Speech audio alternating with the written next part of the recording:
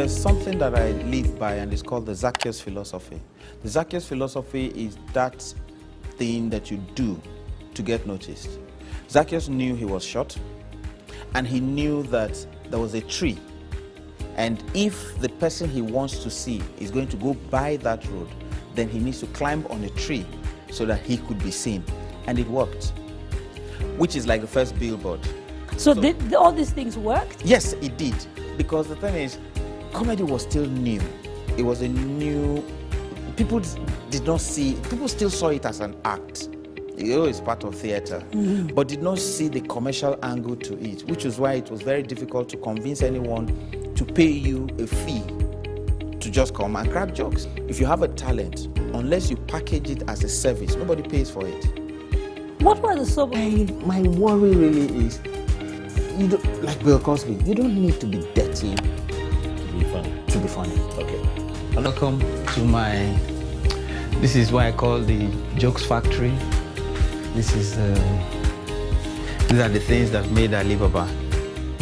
There are quite a lot of stuff here. One first encounter with a book that told anything about Shakespeare was the Lamb Tales from Shakespeare. And Lamb Tales from Shakespeare just scratched the surface, because when I finally got wind, when I held on to a book, and it was a 12th night, I was sold out. Romeo and Juliet followed, Julius Caesar, A Midsummer Night Dream, and The Taming of the Shrew. And I knew... CMS, this is the heart of the commercial activities in Lagos, and I come here to buy books. I've been buying books from these guys for nearly 22 years now. I buy books that I generally use to encourage myself, develop myself, how to perform, performance-enhancing books, strategy, skills, understanding corporate business. There are books about literature, books about poetry. He thought that, okay, because you are this good, you either become a lawyer or what was the other one? You become a broadcaster. And but he was more concerned about me being a lawyer. So I went to the university and read religious studies and philosophy. My dad had read philosophy in Unilag while he was in the army, and so it was not a far-flung territory to religious studies and philosophy. And so I went and read that. In year 2, I discovered stand-up comedy. I discovered that I could make people laugh, and it happened by accident. I started as a heckler.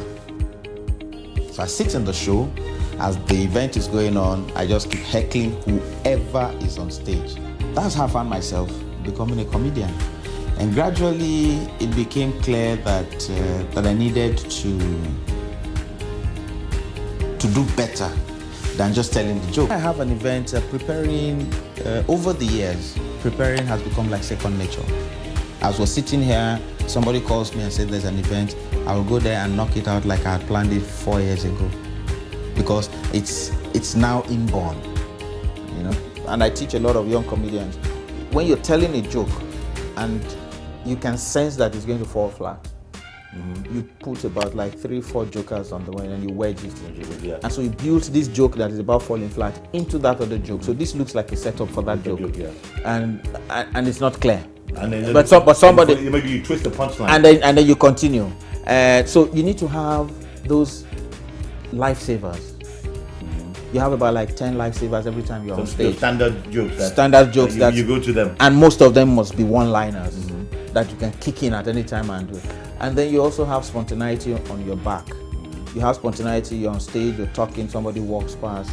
You can use the crowd. You use that, hit on the person and bounce back into them. Don't let it fade while they're still in that laughing mood. Because you've warmed them up to that point, you drop something else, you continue building and build on it until you get a good crescendo. But don't forget that when you're doing that, you don't do it too often, because it will look like you're mining for laughter. Yeah, you don't have material. So if you're mining for laughter, you run dry. Who's your favorite international comedian? I judge comedians by different standards. Some people just say, "Oh, he made me laugh so much." I can say, "Oh, yeah, sure," but those are not his jokes. All right. So you have originality. Where do you have, really? for me, I'm a family person. I'm somebody who's at home with the children,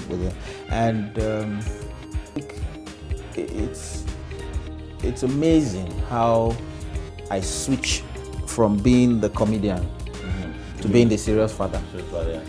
And it's always at play too when I'm doing business. When I'm negotiating with you, I put on my businessman cap. When I'm done with it and I'm on stage, I get funny, ha ha ha. And then somebody's going like, the way you drove at the negotiation, nobody would think that you could smile. I say, well, sorry, tough luck. And like I say all the time, if it is that a lot of people see stand-up comedy now and say, oh, we have achieved greatness, but we're still working up to it. We're not.